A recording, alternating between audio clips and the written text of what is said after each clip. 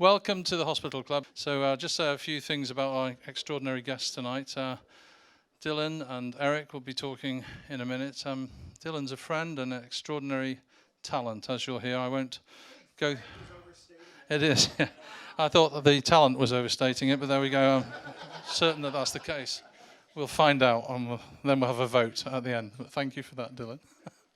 And Eric Blakeney, of course, many of you know already, one of the friends of the Hospital Club, a great raconteur, film director, producer, writer in his own right, as Dylan is one of the top humorists in the United States of America. I've tried to persuade him tonight to run for office, but apparently Kanye has got there first, so yay, sorry, as he's now known. Let's all say it together. Shit, isn't it? It really is. There's just no doubt about it. But let me, without further ado, introduce to you, first of all, Eric Blakeney, who's going to introduce Dylan. Let's give Eric a great big round of applause, and we'll be doing a Q&A at the end. You have your mic. I think I need that. I think. Thank you, man. Thank you. Hi. Thank you for coming. I met Dylan about 1.5 years ago, and I was so impressed. I thought, this guy is really good with the English language, and I thought, I've got to bring him to London because they're really good with the English language there. They might appreciate that a little bit. A friend, I was kind of traveling around the continent, being continental, and the wittiest person we know, I think we can agree, right? Kate Orsini. Anyway, yeah. She said, oh, you have to meet Dylan. He'll be in Barcelona. So I happened to be in Barcelona, so I got there, and halfway through his show, and I thought, this guy is really wonderful with these little things called words. And then it turns out he was in London 2 weeks later, and then I was in London 2 weeks later, so I got to see the whole show, and then we became friends and began drinking in Barcelona and continued all the way around the world. Anyway, so I thought it'd be great to have him here, and we could talk about writing and Hollywood and all of those things. And he sent me something a couple months ago, and I just thought, I hope nobody can read Dylan Brody's work quite like Dylan Brody, but I just thought if ever I'm going to read somebody else's work, I have to do this. So bear with me, because he sent this email to me, and I just thought it was the greatest. It's delicious. It really is wonderful. So this is a conversation with a pharmacist. I went to fill a prescription for my wife after she had oral surgery. The woman at the counter asked my relationship to the person whose name was on the prescription. I said, I'm her husband. She said, so, spouse then? I said, yes. She clicked at her keyboard and then said, by marriage? I paused, first confused, and then intrigued. I said, what are my other options? The woman became slightly irritated and said, it's a yes or no question, sir. She emphasized the word sir, probably to make clear that she was being respectful, even though it sounded to me that she doubted that sir was the right word, as though I had claimed a knighthood that had never actually been bestowed. I said, I'm sorry, let's start again. I'm here to fill these prescriptions for my wife. I am her spousal husband.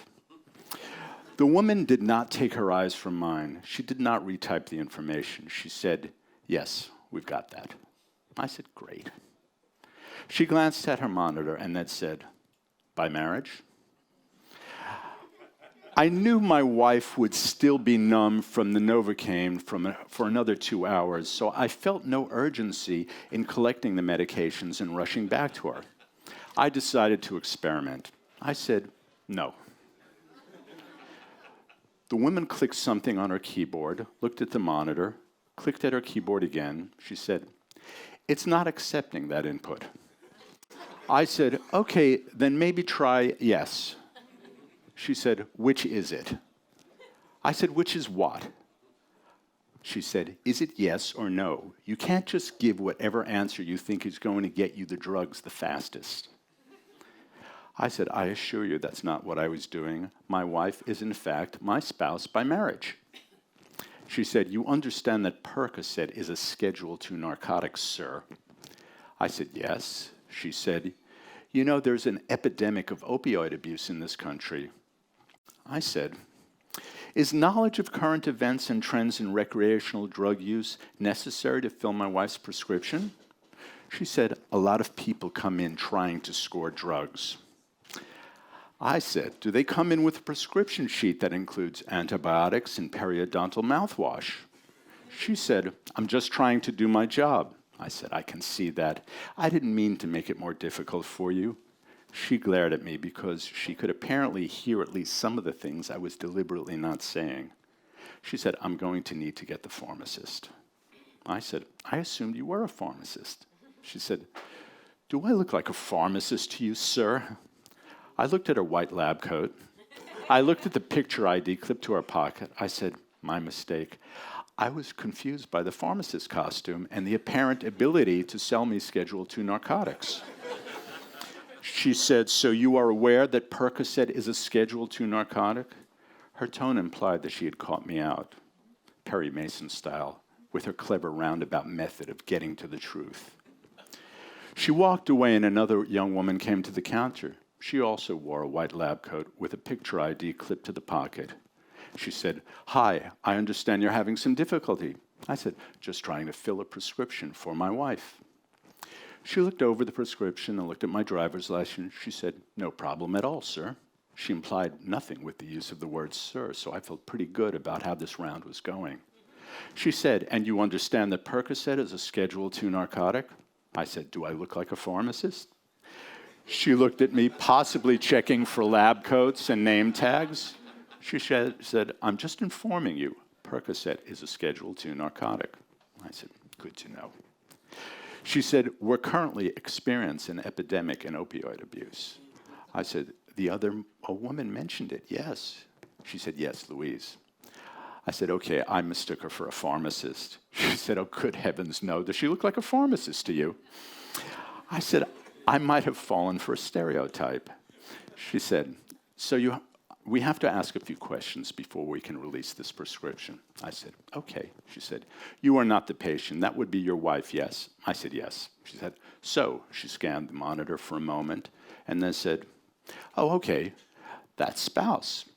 She clicked a key. She said, and that would be by marriage, is that correct? I sighed and said, yes, my wife is my spouse by marriage. She said, very good then.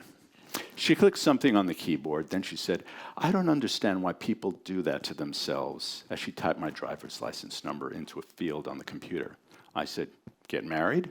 She said, no, the opioid use. I don't understand what happens in people's lives that makes them want to be stoned all the time. I said, I think I'm starting to understand it.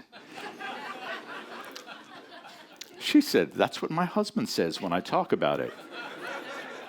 I said, your spouse? She said, yes. I said, by marriage?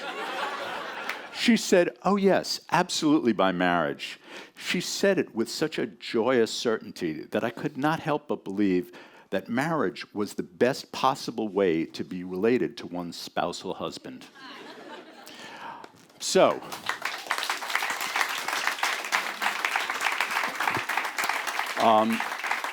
ladies and gentlemen, author, humorist, Dylan Brody. Good evening, ladies and gentlemen of my target demographic. Those of you who are familiar with my work, and really who isn't, will know that many of my stories can be long and heavy and multi-textured shades of gray, like the prominent proboscis of the ponderous pachyderm. The piece I'd like to present to start the show this evening, to maintain that mammalian metaphor, is a little more than a bit or two of gerbil fuzz, a beat or two of verbal jazz, a twist of the wit, a trick of the tongue, a tantalizing taste of linguistic terpsichore. Call it a pithy parcel of prosodic prestidigitation, if you will, and if you won't, you're a bunch of anti-semantic bastards. This is called If There Were Swans, It Would Be a Lamentation. One of my favorite things about John Darnielle is that even when he performs with none of his musical colleagues, he goes on stage and says, hi, we are the Mountain Goats. I am not a music critic. Recently, I pressed the button on my steering wheel, just as his song Slow West Vultures had come around on the playlist. I pushed the button that turns off the music, and answers the phone, even though I have caller ID and could see that it was my mother. Once the conversation had gone on longer than I was comfortable with, which is to say we had exchanged greetings and were still talking, she said, "I hope I'm not interrupting anything." I said, "No. I was just listening to the mountain goats." She said, "Oh, I thought you were in your car." I said, I am in my car, Mom." She said, "Oh, why are there mountain goats in your car?" I said, "It's a recording, Mom."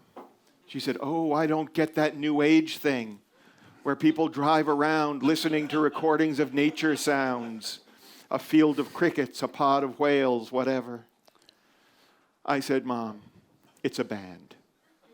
She said, "Honey, I'm pretty sure if it's whales, it's a pod."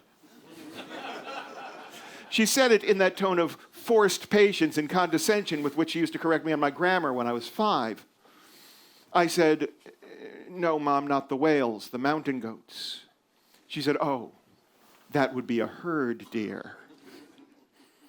She said it, and that tone struck a nerve, and I gripped my steering wheel, and I listened to my breath, and I imagined a bird carrying my rage toward a distant horizon, as my therapist has advised me to do when my mother calls.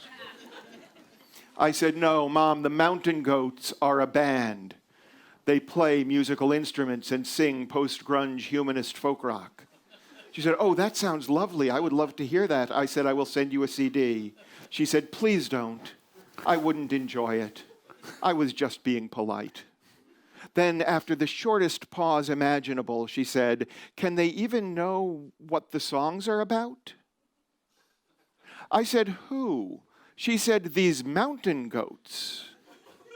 I said, "Mom, do you genuinely believe the conversation we're having right now is actually about mountain goats that have been trained to play musical instruments and sing post-grunge humanist folk rock?" She said, "Oh, Dylan, you're just like your father. It's always all about the subtext." I gripped my steering wheel. I listened to my breath. She could hear the tension over the phone because I am just like my father and it's always all about the subtext.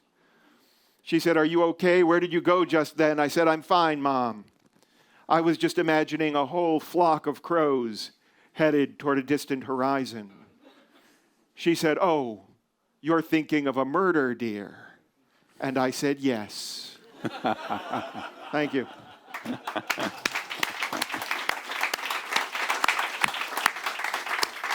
Oh. Forgive me, when I perform, I sweat like Donald Trump putting on his socks. When you perform, it makes me sweat. So I understand. Just forgive me. I understand. So this is writer-to-writer stuff, and I'm being the laziest writer in the world who looks for any excuse not to write. It's strange to ask you this question. Dylan writes all the time. He is always writing. He may be writing now without us even knowing it. So why do you write all the time? It's the only way I can justify living off my wife. Self-preservation. Okay. Okay. For many years, it's an interesting question. I hadn't ever thought that I needed to justify, doing what I do for a living. For many years, for the first 24, 22 years of my career, I was stoned. And just the one time,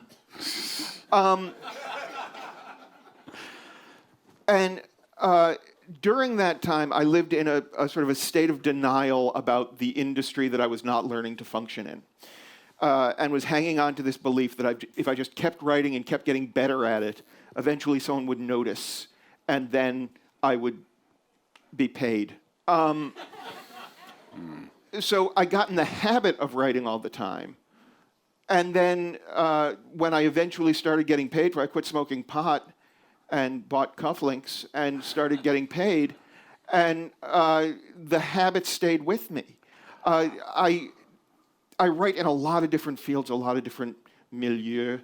a lot of different genres. Milieu and genres. Milieu and genres. It's a lot of writing. Three milieu, 2 genres, and Any idioms or things like that?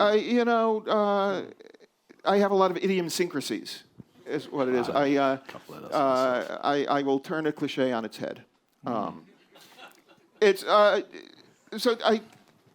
became habit. I don't feel comfortable in my world unless I'm putting words in order at least part of the day. And I think I said this to you before the show. I live under the crushing urgency of mortality. I have this constant sense that there are all these ideas in me, and if I don't get as many of them out as possible in my limited time on Earth, then there's a chance I'll miss one of the good ones. I get it. And I continue to hope that I will find one of the good ones. That's interesting. Is there something? God, I hope it's interesting. There's a story that goes with that word. There's always a story. Did you that want goes one? with the word interesting. I will tell you a story. Yeah. Yeah. Go ahead. Is there something you've always wanted to write that you're too intimidated to begin, but like, I'll just make notes on this and one day I'll get to it? No. There are things that I haven't yet been able to write that I start and haven't found my way into yet and know I will eventually get to. Don't you hate when somebody writes it first and you've been making notes for 5 No, or 6 I love years? that. That takes so Really? much Yeah. pressure off of me. Yeah, that's true. Yeah. Anne Patchett has a story about that. Anne Patchett wrote a book called State of Wonder. I think it's called State of Wonder.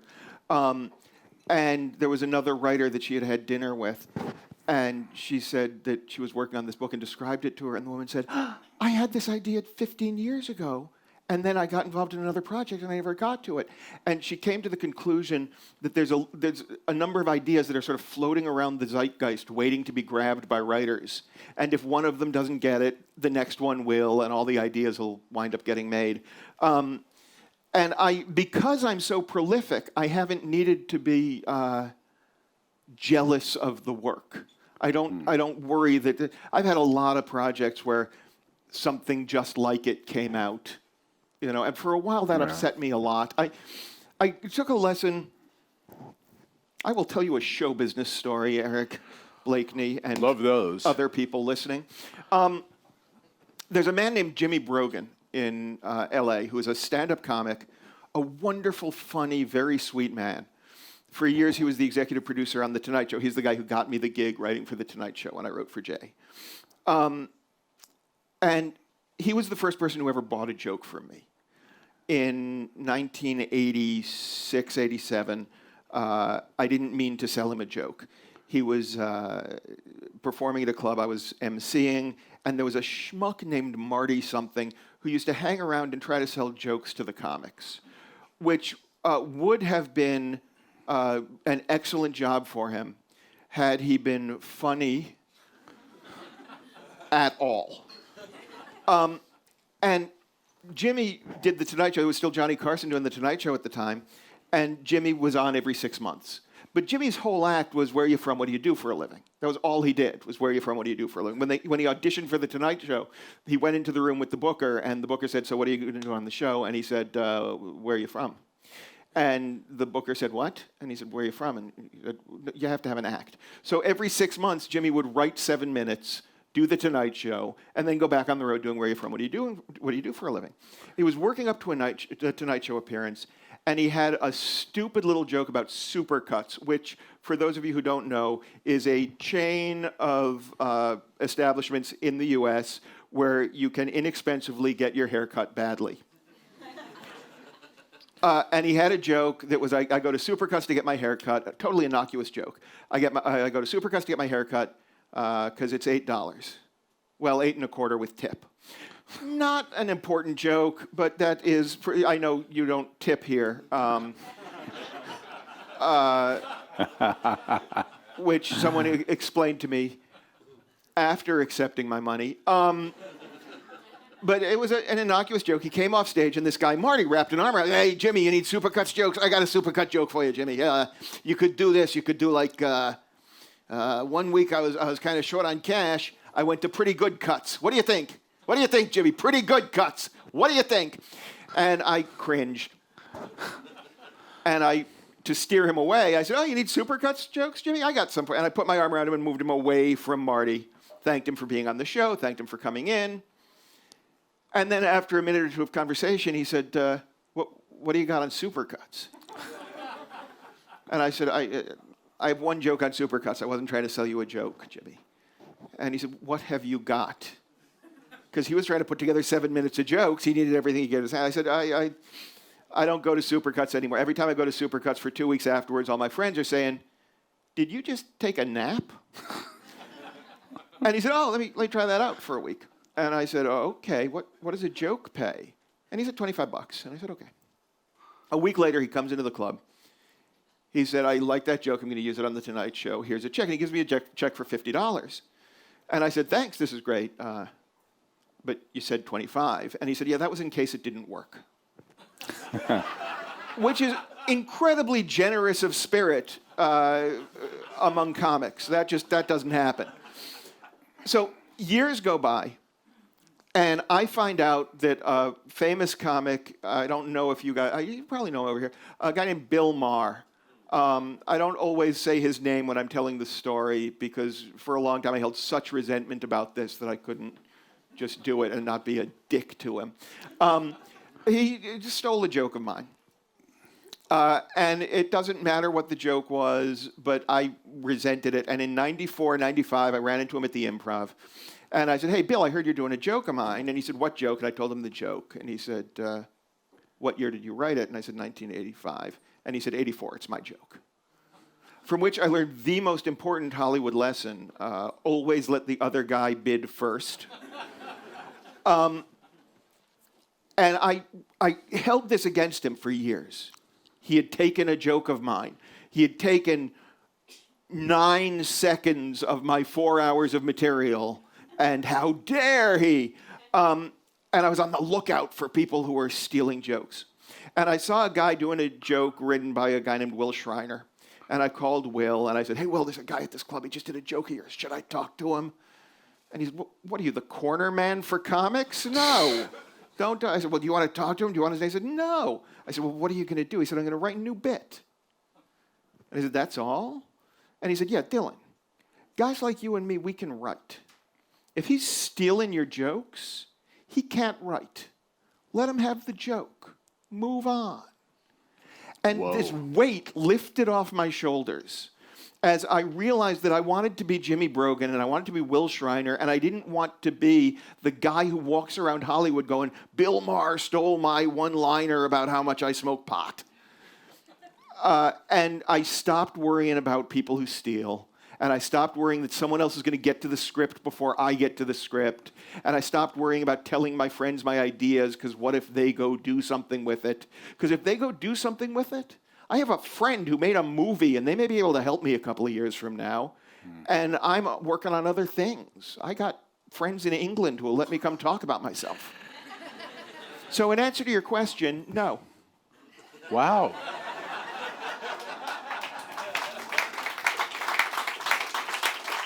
Super evolved, man. How did you get so super evolved? I think I'm going to get esoteric, if I may, on a topic on which I have very few jokes. I think capitalism trains us into habits of belief in scarcity. And I think those habits are not conducive to anybody doing their best creative work.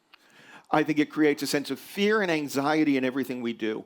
And I think we all do our best work when we collaborate and cooperate and create together, which means having a sense that there's no scarcity. I mean, I'll bet there are 6 people in the room tonight who are thinking, I should be on that stage. I'm really relaxed in front of people. I could talk about I could be better. And the truth is, there's no reason that I'm up here because it's not that I'm better at this than they are. It's not that I am more important than they are. But there's this built-in sense of jealousy that constantly makes us want to compete when we should be supporting each other. So I don't know if it's actually 6 people. I think it's just Stuart. But it's unnecessary, I would say to all of those people, relax. Because you spend enough time with people in the spotlight, eventually someone invites you to share it. And then the hard part is remembering to invite someone else to share it the following week. So in answer to your question, Jeez, yes. you're so evolved. Yes. I think I'm going to keep doing that joke all night. You got it. I enjoy that. We'll come back to it. All right. How would you describe your humor?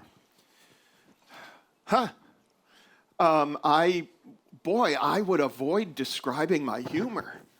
Okay, next question. It's an interesting. It makes me think, and that's not bad. I don't want to think too long because then it's just them watching me think. What's the drama in that?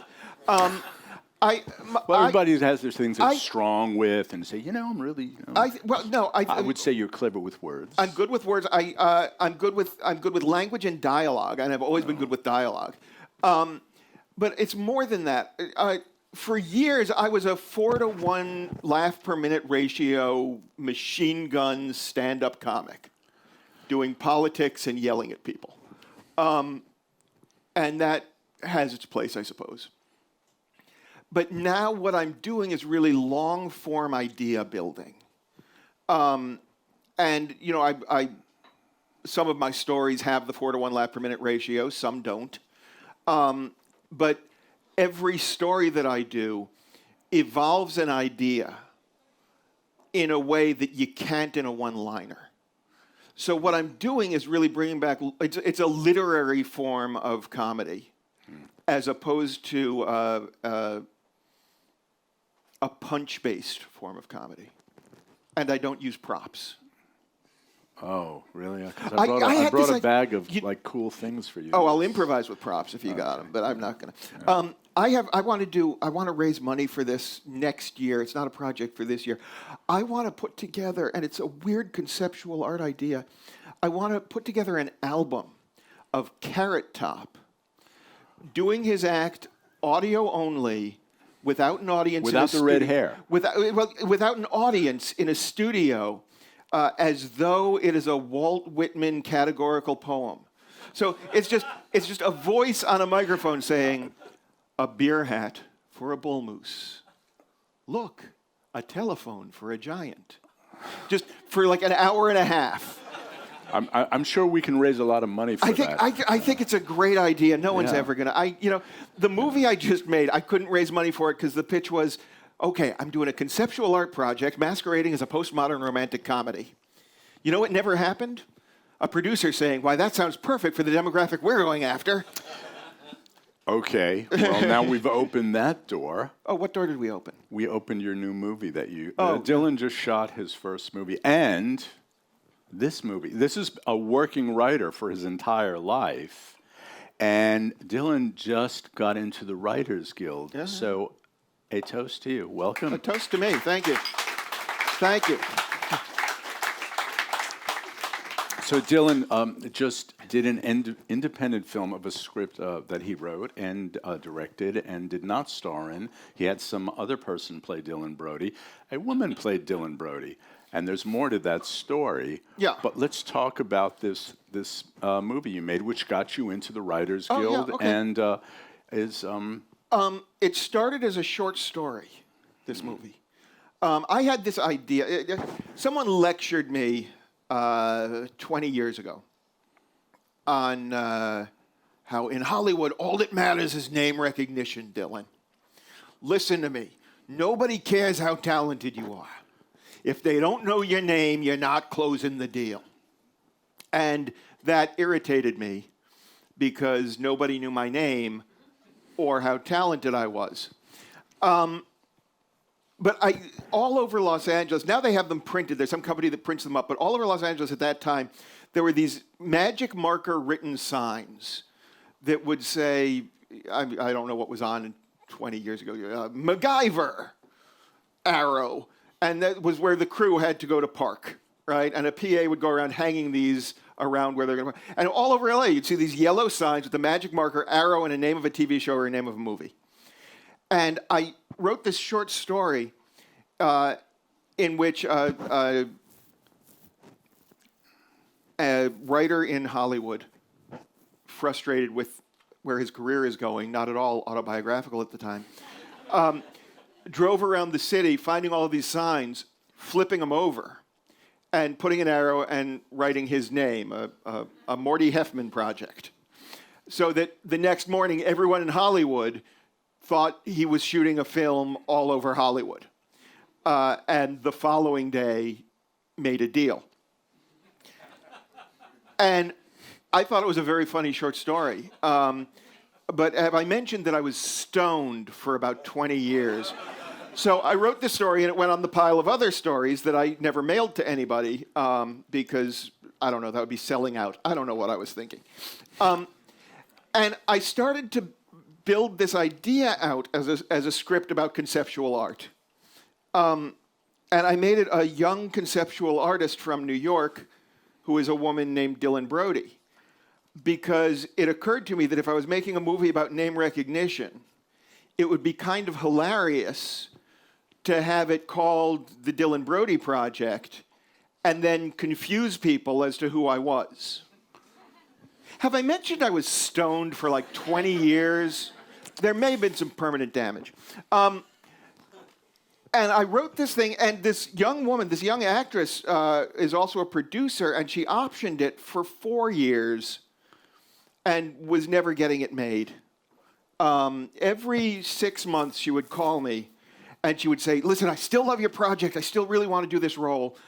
We can't raise the money for it. We may even make it a sucker fish and attach it to another project. And eventually, you get tired of hearing your film described as a sucker fish. That's not how I wanted my movie to be made. So last year, I said, I'm taking the project back. I'm not renewing your option. I'm making it myself. And then I went to, I thought I could make it on $250,000. And I could have made it on $250,000, but nobody wanted to give me $250,000. So I thought, well, let me just see if I do a GoFundMe campaign, what happens. And I did not raise $250,000.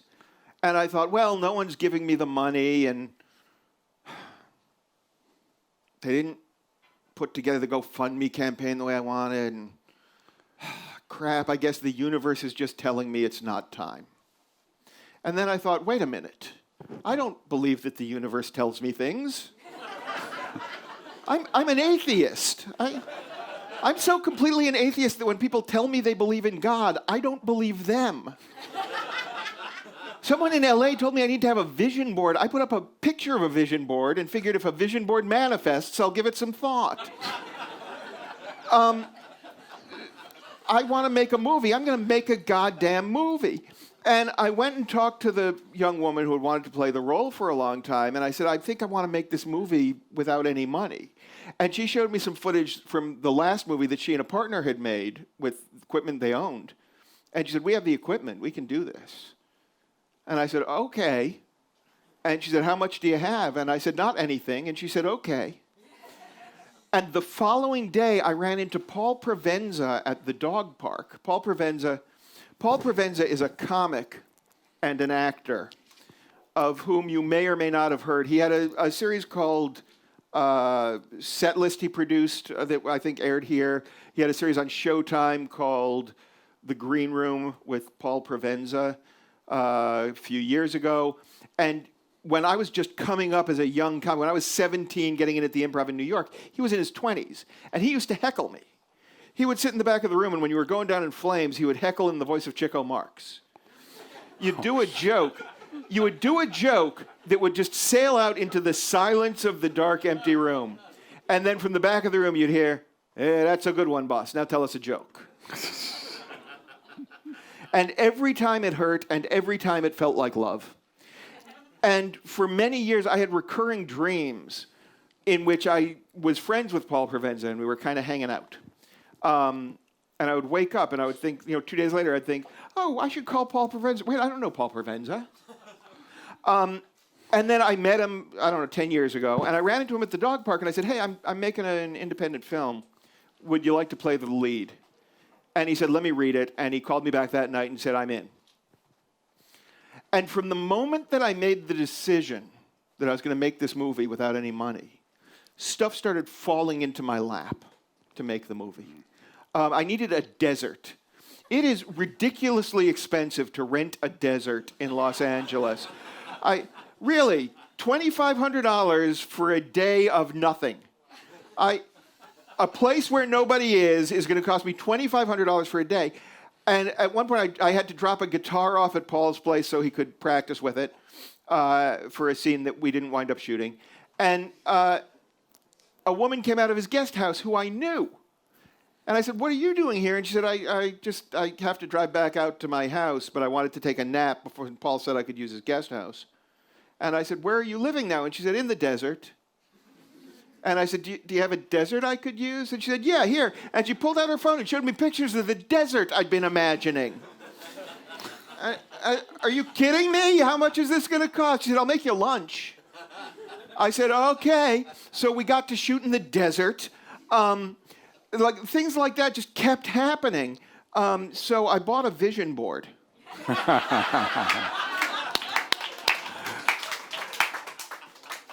And I've started to believe in the universe. And it's freaking me out. So in answer to your question, yes. Very positive. So do you want to talk about the movie-making process and what you've learned from it? And I read the script. It was very charming. Thank you.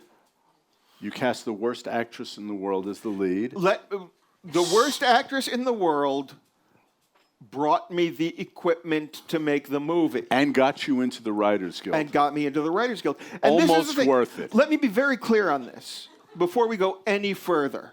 Because I am fairly certain there are some people in this audience who are involved in the movie industry and their brains might go, oh, indie film, maybe we could distribute that. Maybe that would be an interest. No. It's not a good movie. Oh, shit. I made it on not any money with equipment loaned to me by the worst actress in the world. Are we live streaming this? Is anyone else hearing this? Yes, Oh, the crap. lawsuits are just rolling in. I can see that right It's here. not a movie until the lawyers get involved. Here's which will bring us to the next question. Okay. Here's what happens. She's not the worst actress in the world. She's not the right actress for this role. And I thought she was, and she thought she was. But her approach to the craft and my approach to the craft are very, very different. Yeah, you're good and she's bad. No, I'm not willing to say that. You're funny and she's terrible? It is very tempting for me to get into the comfortable zone of bad-mouthing another human because I am dissatisfied with my movie. I can't in good conscience do that. She is a hard-working young woman who is struggling in a culture, an entertainment culture that values her only for her appearance, and she is not yet differentiated between the way she is viewed and the way she views herself. And when she is... That is such a chicken shit response. Give me something better than that. I will not give you something better than that because here's the thing. Here's the thing. She's not malicious. She's not malevolent. She didn't say, I want to do a movie and make it bad. That's not something that people do. I've seen the movie. I know you have. I know you have, and I strongly suspect that by the time I die, you will be one of 9 people. But that's not the point. The point is this. Even those whose work I don't love are trying. And it's so fucking hard, particularly in Hollywood, to hang on to any sense of self and ambition for one's work as opposed to ambition for one's income and image. And she is a young woman struggling in Hollywood to get her career going before the moment passes. And I'm an older man struggling in Hollywood to make a career happen. after most people would say the moment has passed. So who am I to judge her for giving me a performance that was not exactly what I wanted?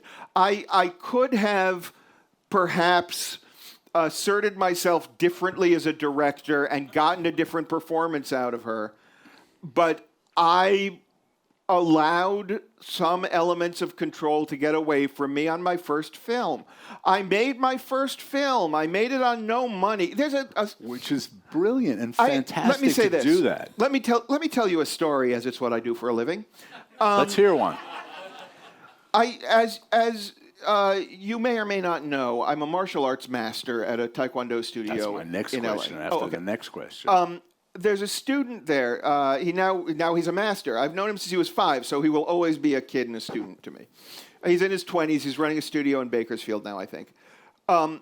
He's a gymnast. He's a stunning martial artist. And he developed a gymnastic trick. I will describe it, and my description of it will make you go, that's not possible. And so you will understand, watching him do it, you think that's not possible.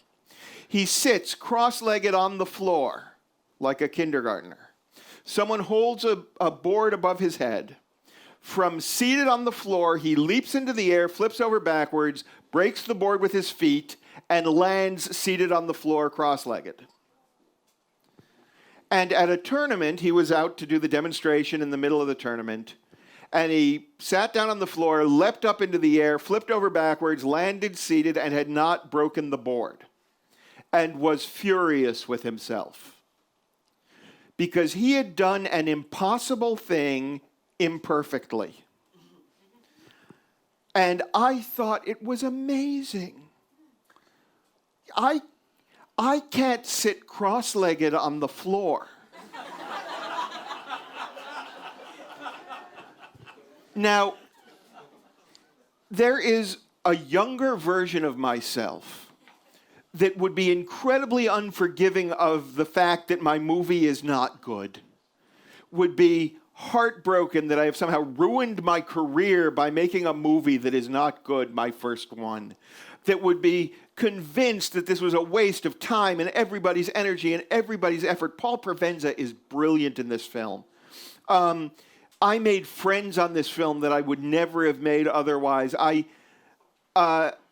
Even the woman whose work I don't love in the lead.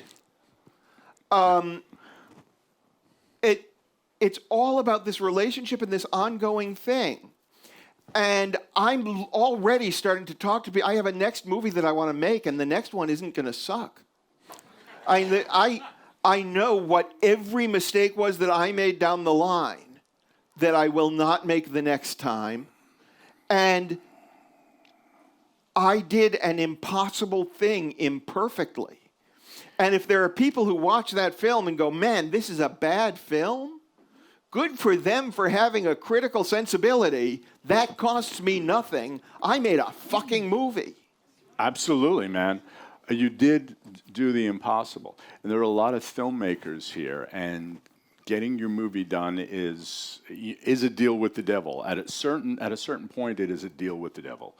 And you made a deal with the devil. She came with a camera. She came with a camera. She came with lighting. She came with a DP. That's important. Now, so let's get it. Let's brainstorm this on a budget of nothing, between nothing and not any dollars. Nothing and not any dollars. This is an amazing. It's impossible to make a movie if somebody gives you $50 million. You did it when nobody gave you anything, but they brought a camera. So there were a couple things that happened. And I think in our conversation. You mean in history? I think more than a couple of things have happened. In your history. Oh, in my history, yeah. Two things. Two things. A couple things that important things that happened in this movie. Now, when I looked at it, the first cut, as a director, the first thing, having read the script first, I thought, okay, the pacing is really off. And I realized he didn't shoot any coverage. Yeah. And I thought, okay, we can't tighten it up and we can't adjust performance or do anything because he didn't shoot any coverage. So I'm thinking, okay, he's on a really tight schedule and he's just running and gunning and just going as fast as he can. At a certain point, there's an art. You're making decisions as an artist. You're also lying to yourself as an artist. But you painted yourself into a corner. I'm going, this guy wrote a comedy. My friend wrote a comedy that's very charming. And comedy plays on faces, unless you're the Marx Brothers, and even that plays on faces. So, okay, we talked about this. You can only shoot the Marx Brothers in a master if you're doing a comedy and leave it at that. You just turn a camera on, you can leave, you could go get drunk. The Marx Brothers will take care of everything for you. They're gone a long time. Not anymore. They won't anymore. They won't. Don't try that. They refuse that now. But okay, so I was looking at this and going, why didn't he shoot any coverage? I could help him if we could, if we had some singles to cut. If we had coverage, I wouldn't need your help. Exactly right. Oops, sorry. Are you kidding me? Okay, thank you. What's that say? That's our 15-minute. If I'm going We've been talking that long. I wanted you to do the Lost Monologues. Well, that's what they're telling us it's time for. No, it's time for the other one, the beginning of your new show that was the end of your last show. I see what you're saying. Right. Yeah. Okay, well, listen, sorry. I wanted to talk more about filmmaking, and I guess we can do that later when we're all networking. But Dylan has a very cool piece that is the end of his last show, which is the beginning of his new show, and I think we should watch it right now. Cool.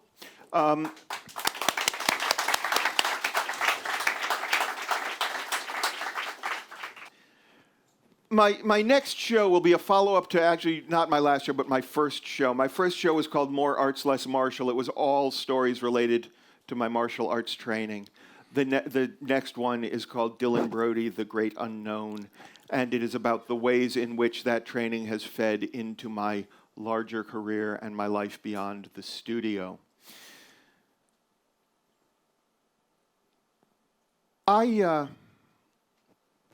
I did not feel like a master after I tested to become a master. I tested for 3 things at the same time. I tested for my 4th Dan black belt in Taekwondo, my 3rd Dan black belt in Hapkido, and my master's certificate from the Kukkiwon in Korea, all on the same weekend. So for 2 days, I was doing this cumulative test of everything I had studied from the time I began in the martial arts. So I was tested on 26 forms, empty hand forms, and 12 sword forms, staff forms, nunchucks, light contact sparring, full contact sparring, sparring against 3 opponents, sparring against 2 opponents, full contact martial arts sparring, as well as 28 basic self-defense techniques, 10 advanced self-defense techniques, 12 advanced offense techniques, street fighting techniques, board breaking, brick breaking, 13 falling techniques from height, and I had to write an essay. It was over 2 days of testing. It was exhausting. It was straining. But after I had done the test, I didn't know anything new that I hadn't known the day before. So I felt like a fake and a fraud and a phony when they tied the belt onto me. And I still felt like a fake and a fraud and a phony 6 months later when they handed me the certificate that took that long to process from Korea.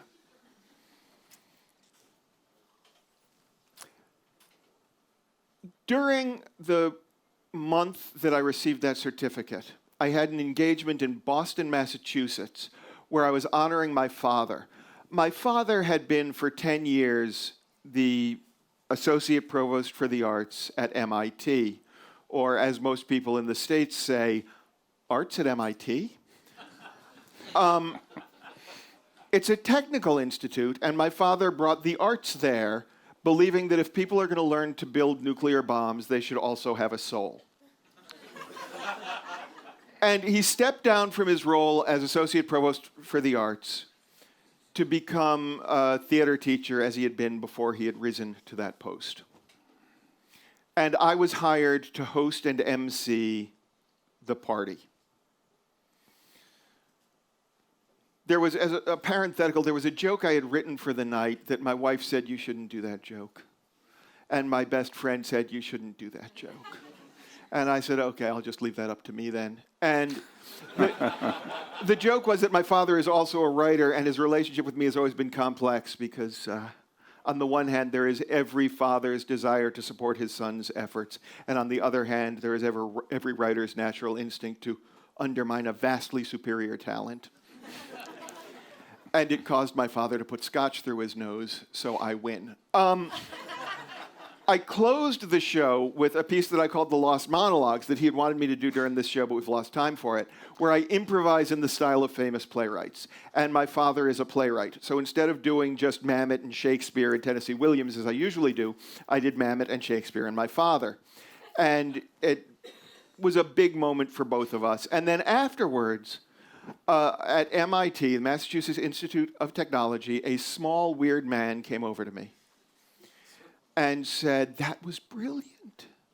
And I said, "Thank you very much." And my father interrupted the conversation and said, "Dylan, this is someone I wanted you to meet. This is Alan Guth. I believe he's going to win the Nobel Prize in mathematical physics. He's the man who discovered that the universe is expanding." And I said, "Really? I was funny for 12 minutes, and he told me I was brilliant." And Alan Guth leaned forward to me and whispered, more confessionally than conspiratorially, "I didn't discover it. I just proved it mathematically." And I realized that we all tend to overvalue our shortcomings and undervalue our successes. The moment that I believed I was a martial arts master was when a student came to me and said, "I love it when you teach class because you close with that thing." And I knew what the thing was that he was talking about. And when he said it, I was finally able to appreciate the success and let go of the feeling that I was a fake and a fraud and a phony. And I would like to share that thing with you this evening.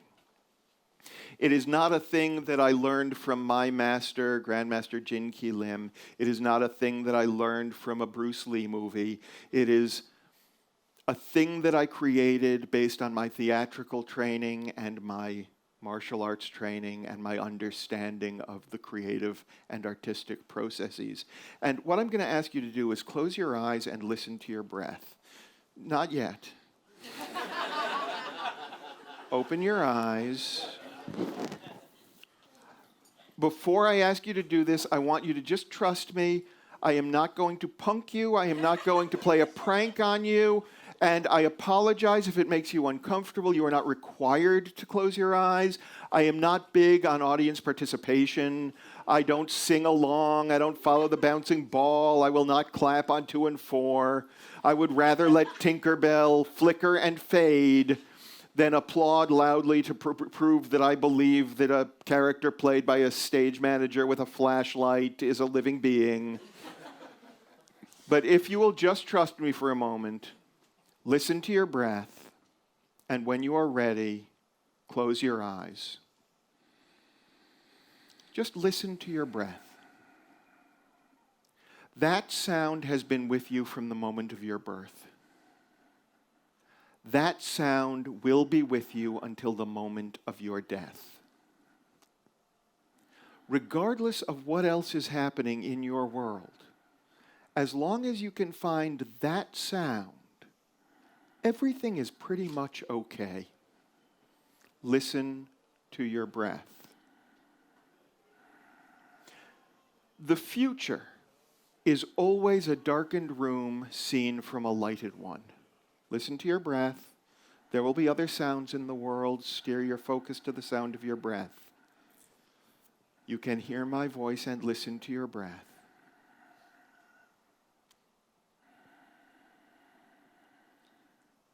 Imagine a light at the center of the darkness. Listen to your breath. Imagine you are the candle at the center of the darkness. As long as you consume oxygen, the darkness cannot touch you because you are the light at the center. Listen to your breath. You are the light at the center of the darkness. The darkness cannot touch you because you cast light. All that you have ever done, of which you are ashamed, for which you feel regret, that came from a place of jealousy or rage or fear, rises away from you insubstantial as smoke and joins the darkness in the corners. The darkness cannot touch you. You are the light at the center. Listen to your breath.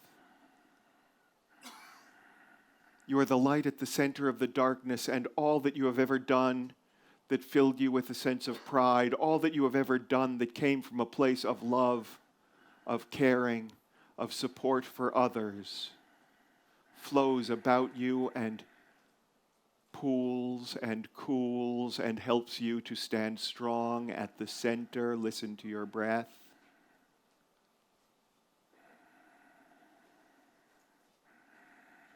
Cast light,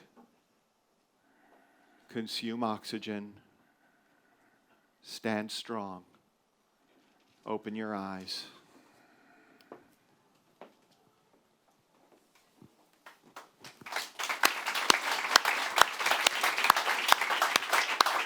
So we have a little time for some Q&A. I have a bunch of questions I want to ask, but I've asked enough. You can ask me Anybody? questions later when we go out for drinks. That's right. Sir. Anybody? Sir, there's a gentleman right. I was going to ask a really typical what your influences were question, but I'm more interested in how did you do all the martial arts stone? Oh, that's a great question. I started martial arts because marijuana was no longer solving my depression. And about 6 months into training, I quit smoking pot. So 94, 93, something like that. First I quit smoking cigarettes before my first tournament because I went home to my wife weeping, saying, I'm going to tournament and I don't want to quit smoking, but I don't want to get my ass kicked. And then about 6 months later, 5 months later, I guess, I said, all right, if I'm taking this seriously, and I am, and it is serving to solve the depression problems. And for about 12 years, martial arts was enough to solve my depression. Then I should quit smoking pot because it's interfering with my it's interfering with my psychic development in ways that I had not realized it was interfering. So I quit smoking for the martial arts.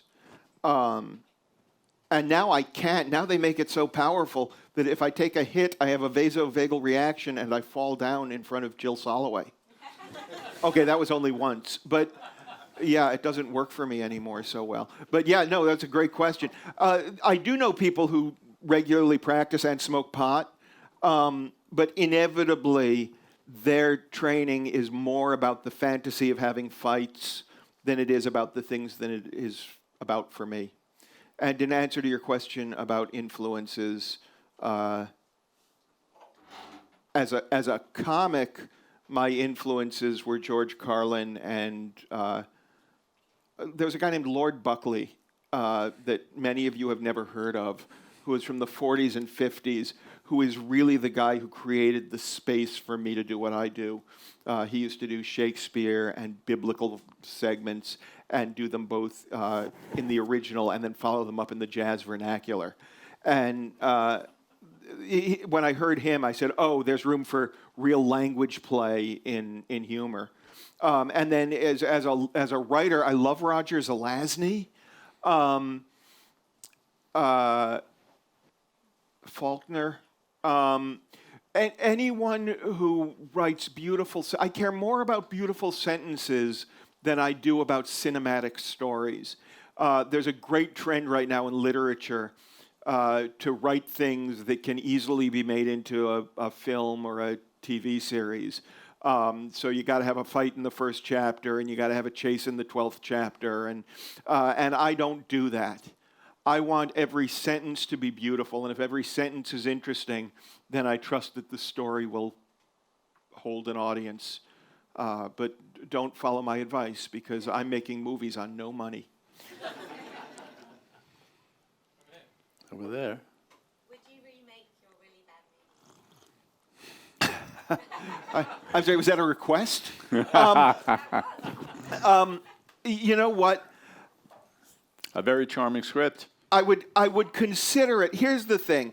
I signed a bad contract that included selling the copyright. So I can't. And while part of me, I can fantasize about bringing Paul back, because I could now not see anyone doing the male lead except him. And I could fantasize about it, but the truth is, the purpose of that movie, I put myself through film school in a matter of 10 weeks making that movie. There was a lot that I needed to learn about how movies get made. And I grew up on set. My mom was an AD when I was a kid. She was not a good AD. For one thing, she was late. Didn't like paperwork. Sorry, I'm writing. He was right. I will be writing on stage. There was a lot that I needed to learn about how directing a movie works. And this was the perfect thing for me to do this with, because nobody was going to buy it. It was an opportunity to take a piece of work with nothing at stake. At one point when I was panicking about how the movie was coming out and about some problems with the contract, Paul put his arm around me and said, Dylan, relax. Nobody's making any money on this thing. And then I remembered, right, that's why I'm doing this one, so I know how it's done when I actually have an opportunity to make something that is far more marketable. So I probably wouldn't. I don't need to. It has served its purpose. He was talking earlier about the issue with master shots and not having coverage. That was part of the experiment for me.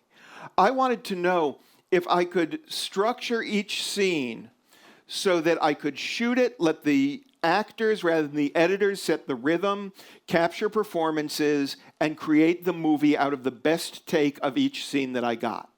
And had I had a clearer grasp on what I would need to do to get the performances I wanted, I might have been able to do it. I almost was able to do it. It was a really cool experiment.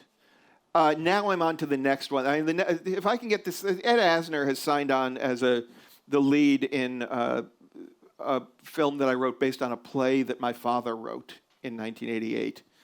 And I don't know if you know who Ed Asner is. He played a character on the Mary Tyler Moore Show in the U.S., and he's sort of a comedy icon in American television, and now nobody knows who he is because the industry in Hollywood is run by 23-year-olds. But he's signed on to do it, and if I can find the money to make this movie, I think I'm going to get Ed Asner an Oscar before he dies. And he said, "Can I read it?" And I said, "Sure." He said, "Could it be turned into a movie?" I said, "Okay." And he said, "God, I like doing movies. You do a line, you sit down. You do a line, you sit down." And he and I essentially made a deal the next week. And if I can find the backing to make this, I can do it for under $5 million. It was a play, so it's limited locations. And that one I know how I want to make, and it's not going to be an experiment. It's going to be a showcase. I believe Jane Alexander is currently reading the script to consider playing the love interest for him. So no, I'm not eager to remake that any more than I'm eager to rewrite the first adventure fantasy novel I wrote. You do it, you move on, because there's an endless prolificity. Let's go with prolificity. Prolifitude. That's beyond my pay scale. There's an endless well of creativity in each of us. And if we get hung up on getting the last one right, we never get the next one done. Inspiration is what you're looking for. Proliferation is what you're looking for, sir. I challenge you to a duel of words. I will fight you in sepia tones. I beg your pardon? Oh, profiteroles, very good. Yes. Let's All have right, dessert. I'm done with the proliferation linguistics now. Yes, sir. Oops. Thank you. You mentioned improvisation and perhaps a reference to long form and a preference for literary comedy as opposed to punchy comedy. I'm wondering how much improvisation has featured in your career? I love that question. 12%.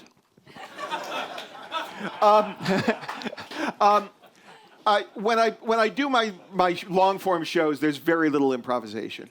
There are occasional moments when something happens, something occurs to me. I live in the world. I don't use the fourth wall and pretend that the audience isn't there. Sometimes there'll be a sound and I'll have to deal with it. And sometimes there'll just be a new idea for it. The first time I opened for David, that's not true. Yes, it is. The first time I opened for David Sedaris, I was the first person he invited to have open for him.